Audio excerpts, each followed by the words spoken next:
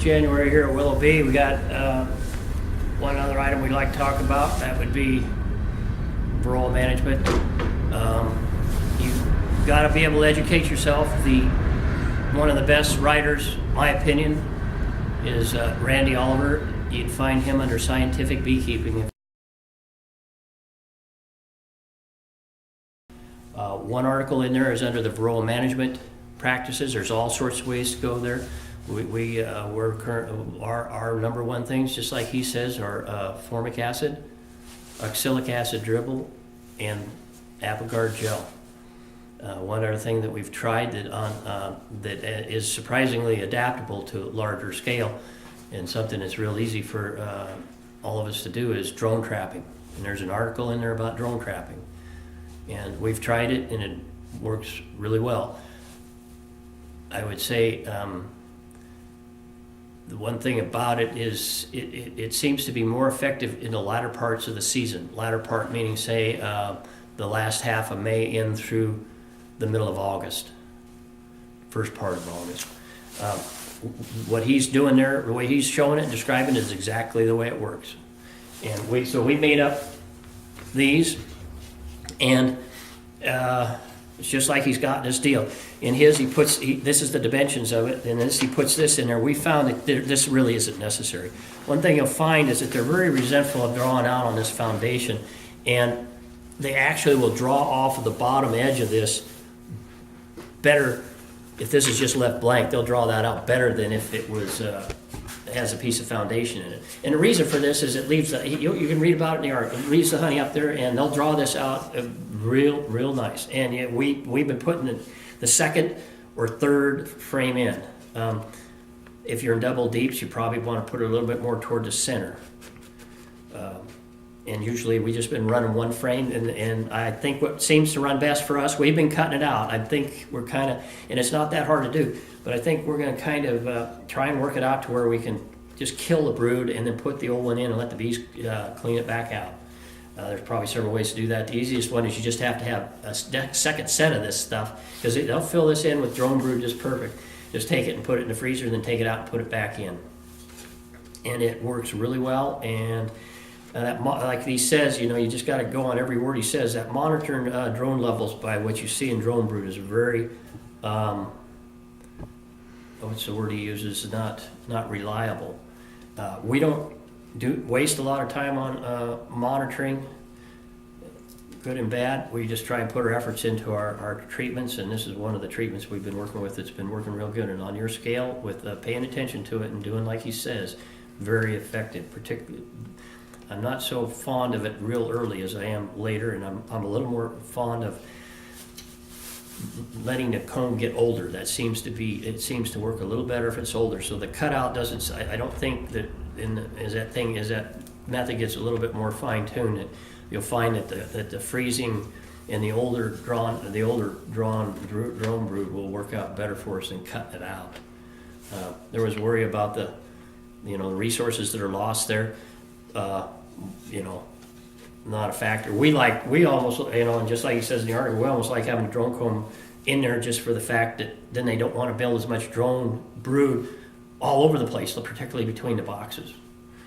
And so it has almost a function, and it isn't going to increase the amount of mites itself if you don't kill it, because the mites are going to be there no matter what. The one little thing I'd say about the way we built this thing, whatever this dimension here is space. This is just a bottom bar. The space is 2 inches, and the way to build these is, before you put it together, put this sidebar on your saw and make just a little groove in there so that this bar sits in a slight groove, and then it's just a matter of centering it up and stapling it. Otherwise, it's hard to get it this way. I know that's a lot of stuff, and so you might say, well, maybe I'll just get those green ones, and that would be that. Maybe that's the way for you go. But we kind of like, if you're killing it, you don't have to worry about leaving the honey behind. So if it might be the easiest way to start. Even if you just put an empty frame in there, they'll draw it out just fine.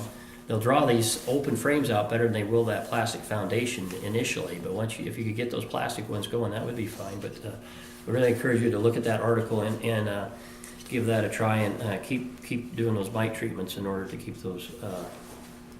It's the number one problem you're up against. The other thing, even just a medium frame cut out like that, where we sometimes run the medium on top of a high, it's a deep and then a medium. They'll fill this in just real nice with drone comb too. The way they draw it out is pretty amazing. Maybe along the same lines as to talk about foundation, and I don't know. I think drawing out foundation has been one of the most challenging things anybody faces, and if you're starting out from zero with nothing about foundation, you've got a lot ahead of you. Naturally, strong flows make that all much easier, but strong flows are hard to come by lately, it seems. We're in the eastern part of the state. If you can get your honey crop off early, you can empty your drone traps maybe in the end of July would be very beneficial. What we're doing as far as trying to draw out comb is we're not wasting the honey crop on trying to draw out foundation. We'll go ahead and draw out a crop of honey and then come back more toward the middle of July and put on boxes of foundation and just start feeding them hard when there's a lot of bees in this. We found that works a lot better than messing with foundation early in the year when there's such a tendency to want to swarm. You got to get past those swarm days before you start throwing a lot of foundation at them, because you can get swarming problems with that. And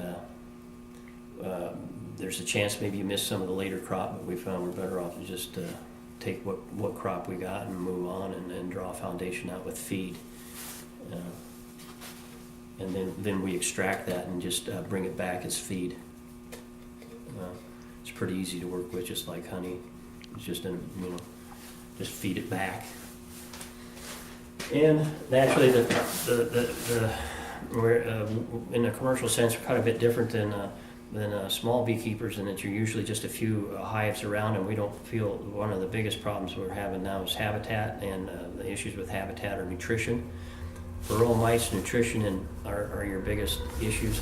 On a smaller setting with just a few bees, it's not near as critical as it is on a larger scale where we're putting. We probably run smaller yards than most anybody. We're usually 32 to 40. It's not unusual. There are very few people that run them that small, but usually it's not unusual to see 65 to 100 in some places, And that's where you can get into those nutritional problems. There just isn't enough forage.